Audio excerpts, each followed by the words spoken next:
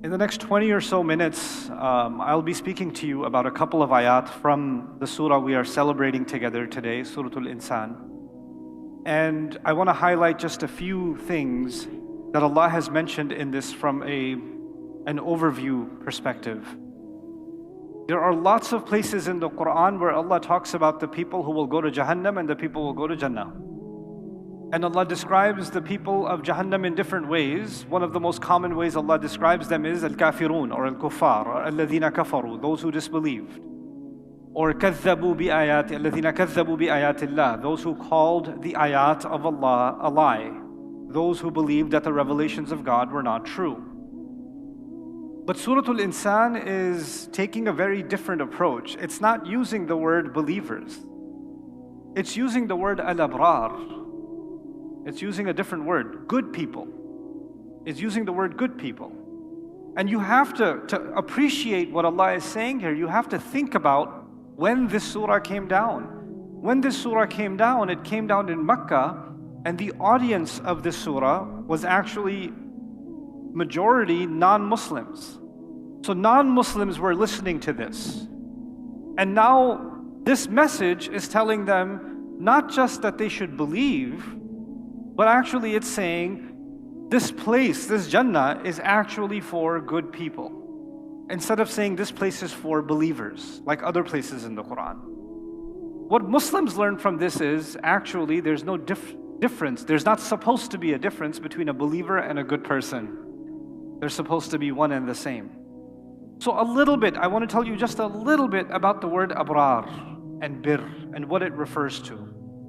The word bir in Arabic actually comes from the word bar, which means land. It actually means land. And it's an antonym, it's an opposite of bahr, which is ocean. So there's bar and there's bahr. They're two opposites, right? Land and sea. And the idea behind being on land, when people were at sea, they're always worried about drowning. They're always worried about sinking. I spoke to a sailor about this. Actually, I spoke to a general who used to be in the Navy, and I asked him, when I read the ayat of the ocean, I think about some things, but I've never traveled by sea. You know, the most I did was go across a river in a boat. But I haven't traveled by sea for months and months like sailors do.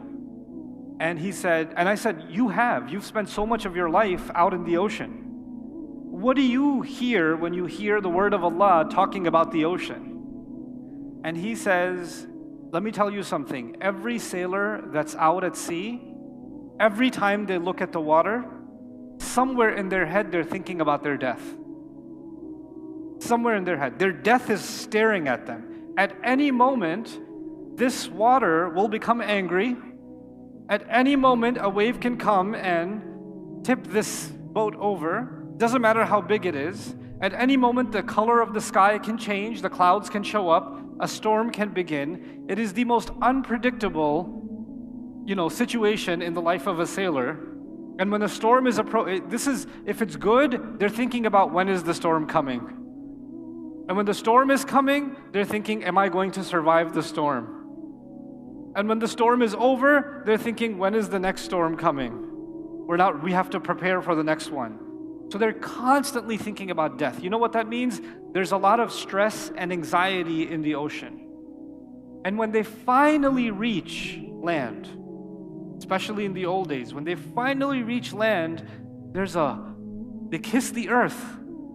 They'll hug the earth. They'll lie down on the beach. And they'll just feel the sand in their hand. Like, this is so amazing. Why? Because now they are on stable ground. They've reached stability. From this came the idea of goodness. Meaning, you're a good person because your morals are not fluctuating. You're stable. And you're doing something that puts you on firm ground. So the people that are no good are all over the place. And they can go up and down, and they can sink at any time because they're out at sea, and the people of goodness have a level of stability and calm. They have a moral standard. This is really interesting in nowadays, the times we're living in. Because if you look at the last 30, 40 years, we don't even have to go that far back. We can go back 20 years.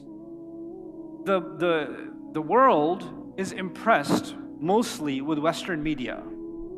And in Western media, there was a definition of right and wrong and what is okay and what is not okay 20 years ago, even 25 years ago, and 30 years ago. And then 5 years after that, the definition changed a little bit. Then 5 years after that, it changed again, then again. So the conversation, for example, in the world that's happening about gender right now, that conversation did not exist 20 years ago. Completely different. So what people mean, even in the West, what people mean by social justice today is completely not what they meant by social justice 20 years ago. It has completely changed. So their definition of right and wrong is like being at sea. It goes this way, it goes that way, it goes this way, it goes that way. Al-Abrar are people, their definition of right and wrong is stable. They understand that Allah has given them something within them that qualifies this is right and this is wrong. And Allah is appealing to humanity and saying, when you consider the word of Allah, there is something moral inside you and there's something in the word of Allah. They will connect with each other and you'll realize this is in fact the truth. This is the goodness that you feel inside you anyway. Instead of the Quran convincing you that killing is wrong and stealing is wrong and lying is wrong and zina is wrong, etc., etc., etc. Actually, in one sense, Allah's argument is you already know it's wrong. You already know. And the Quran is only confirming it. It's actually only confirming what human beings feel inside of them anyway. I was really interested in this question of goodness. Because different societies should have different definition of goodness. We're Muslim, so we have our own definition of what it means to be a good person. But a Christian might have a different definition. The Aborigines in Australia may have a different definition. The Hindus may have a different definition. The Buddhists may have a different definition. And though all of them have different belief systems, one of the most interesting things throughout history is nobody said killing is good. Nobody said stealing is good. Nobody said lying is good. Nobody said cruelty is good. Nobody said impatience is a good thing. Nobody said mocking someone else is a good thing. Nobody said arrogance is a good thing. Nobody said being ungrateful is a good thing. Their definition, across cultures and across religions, it seems, even though these cultures sometimes have nothing to do with each other, there are some basic values that they all somehow share. Where did that come from? The anthropologist will tell you, well, we developed these values over time, but if we developed them over time, then some societies should have different values that they developed over time. Some others should have different values that they developed over time. But at the core of humanity, there is a basic understanding of morality that everybody understands. Everybody. Allah put rahmah inside every human being. Doesn't matter if you're a Hindu or you're an atheist or you're a progressive or you're left wing or you're right wing. It doesn't matter. If you're walking down the street and you see a child got hurt, immediately nobody will look at that and say good. Nobody will look at that, and say that's great. I wish more of that would happen. Nope. Except in one country we know now. Right? But any decent human being will look at that and say, I should help that child. I should find out if they're okay. If you're walking in the mall doing your shopping and an old lady just fell down, you're not going to check their religion first. You're not going to check it. You're just going to help them because you're a human being. This is not even because you're Muslim. This is because you're a human being. Allah is first telling us in this surah, inviting humanity to go back to the goodness they already know inside of them. And the Quran is only confirming that goodness. That's the call to al-Abrar. Now, let's take it a step further. There are two things I want you to be aware of in these 8 minutes that I have. I just want to share this one piece with you. Terrifying, actually. There are two things in Islam. If I think of my obligations to Allah, it's just two things. I'm responsible for myself. And I have some responsibility to others. I'm responsible to earn halal, that's for myself. I'm responsible to pray, that's for myself. I'm responsible to be truthful, that's for myself. I'm responsible to be grateful, that's for myself. This is what at least there are obligations or responsibilities I have that apply to myself. But there's another part of my religion where I owe something not to myself but to others. There's others. And it's interesting that Allah uses the word yufuna bin nadhr. They fulfill the pledge. Describing good people, Allah says, I'll translate in simple English, they fulfill the pledge. What is the pledge? Without going into a deep dive. One meaning of the pledge is we made a pledge to Allah when Allah created us. Alastu bi rabbikum qalu bala. Am I not your Rabb? We all said, yes, we pledged to Allah that He's our Rabb. Which means we told Allah, we promise that we will take care of our responsibility. But I said there are two parts. There's the responsibility you owe to Allah for yourself, and there's another responsibility for others. Nadhr has another meaning. Nadhr means you came up with a promise, you came up with a commitment you made to Allah. Let me explain nadhr in easy words for you so you understand this concept.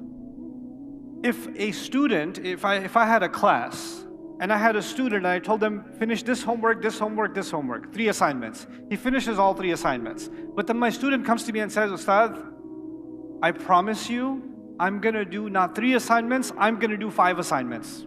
I didn't ask. I only asked for how many?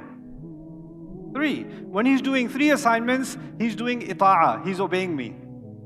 He's obeying me. But when he says, no, I promise you, I pledge to you, I commit to you, I will not do 3, I will do 5. That's nadhr. The nadhr didn't come from me. It came from the student. It was initiated by the student. They said, I'm going to do it. And if you understand that meaning in this ayah, one part of the nadhr is, we made a pledge to Allah that we will obey Him.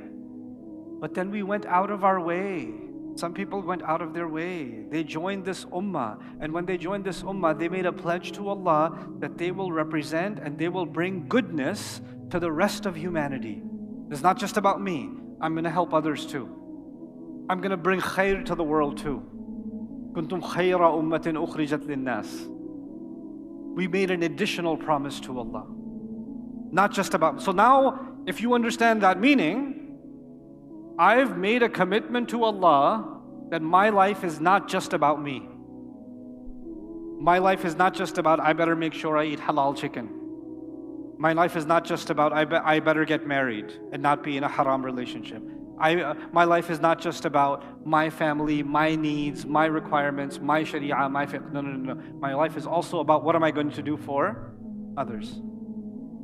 And that meaning is then reinforced in the next ayah. وَيُطْعِمُونَ الطَّعَامَ عَلَى حُبِّهِ مِسْكِينًا وَيَتِيمًا وَأَسِيرًا. By the way, before we go to that ayah, just look at this ayah. يُوفُونَ بِالنَّذْرِ. They fulfilled the pledge. Now they made a promise to Allah and now they're doing everything they can to fulfill that pledge. But can everybody fulfill that pledge the same way? If Allah gave you the ability to teach, then you can fulfill your pledge by teaching. If Allah gave you the ability to fulfill, Allah gave you a really good business mind, you're very good at building a business, then you will fulfill that pledge by creating halal businesses and halal work opportunities, and other people can earn legitimate rizq, and you can benefit your society and the economy and the society by creating more businesses. You're fulfilling the pledge. If somebody else is an amazing writer and they can contribute in the space of writing, if somebody's a filmmaker, if somebody is they're a doctor, whatever talent Allah has given you, you have to figure that out. Because according to the ayah, you made the pledge. You can't come to me anymore or anybody else and say, Ustad, I don't know what I'm good at, please tell me. When people come and tell me that, Ustad, I don't know what to do with my life, I say, shame on you. Allah put a ruh in you that is so powerful that the angels were told to do sajda, and you say your ruh is so weak you don't know what to do?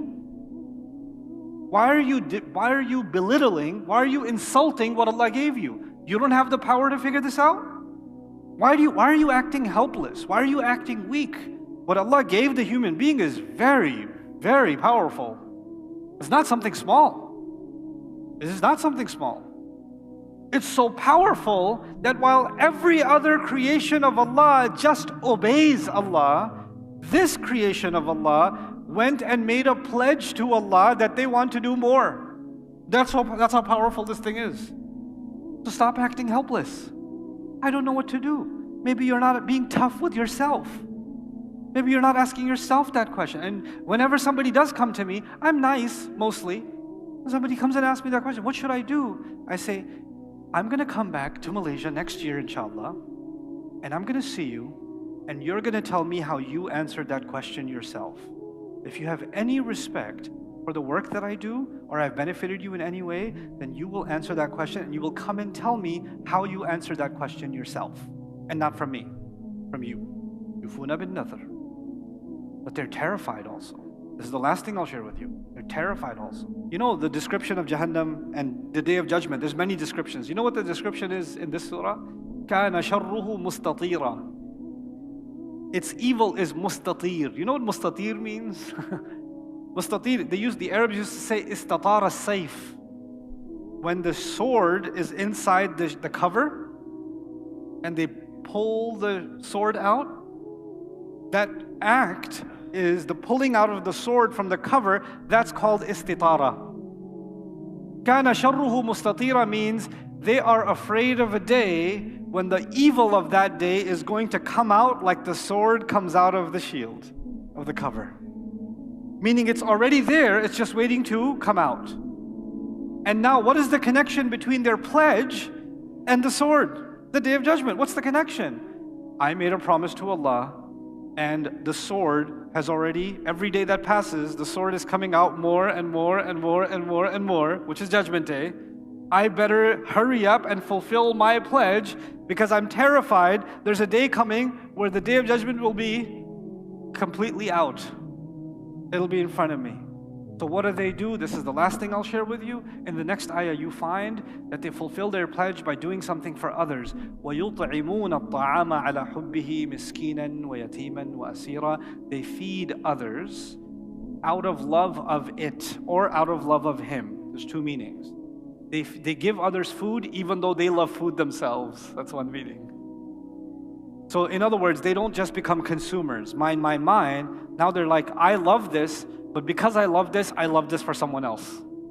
I want others to have it because I like it so much. Their mindset changes. Their thinking, helping others actually makes them happy. Not shopping makes them happy. Shopping for others makes them happy. Not eating makes them happy. Like, I love this burger. This is my favorite burger. You know what يُطْعِمُونَ الطَّعَامَ means? When you give someone else your favorite burger and you see the smile on it, now I'm happy. Because عَلَى حُبِّهِ, I love it, but now I want others to have what I love. And another meaning of that is out of their love of Allah. They just want to help because of the love of Allah.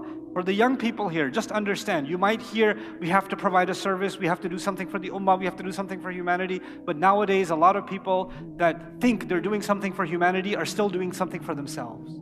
I want to create content for the ummah, but I just want to make sure my channel is growing and I find enough sponsors and fi sabilillah, and I want to make sure the right filters are on. Fi sabilillah. And I'm helping humanity with this filter. So you're telling yourself that you're doing this for others, but actually it's still an expression of love for yourself. I have to be careful of that. You have to be careful of that. وَيُطْعِمُونَ الطَّعَامَ عَلَى حُبِّهِ. Last thought of this, I know my time is now up, is that when I give, Allah says they give food. They give food. Don't think this ayah just means you go buy a sandwich and give somebody a sandwich.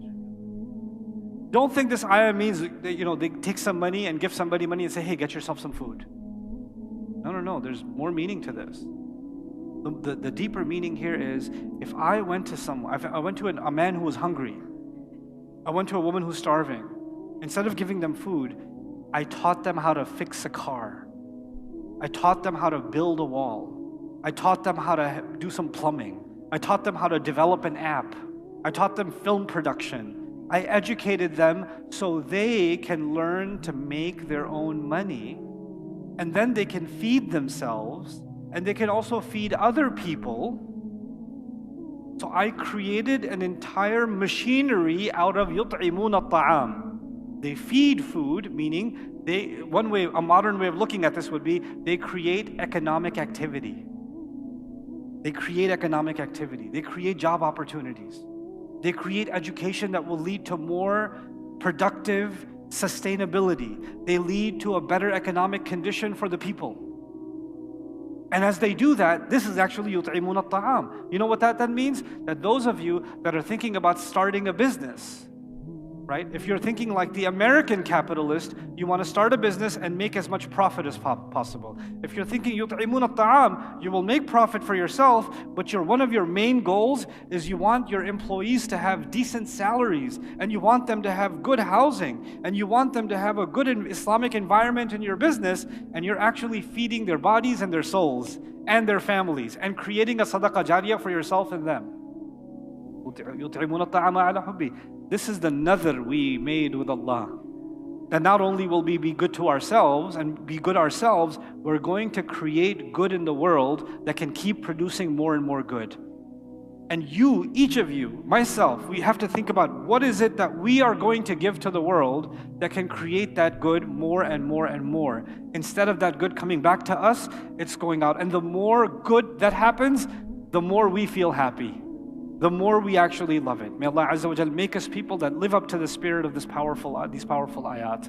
And may Allah Azza wa Jal make the audience here especially, and those that are watching online, may Allah make this message something that allows you, Allah blesses you, to create a lot of good in this life for yourself and for others that benefits you in both worlds, this world and the akhirah.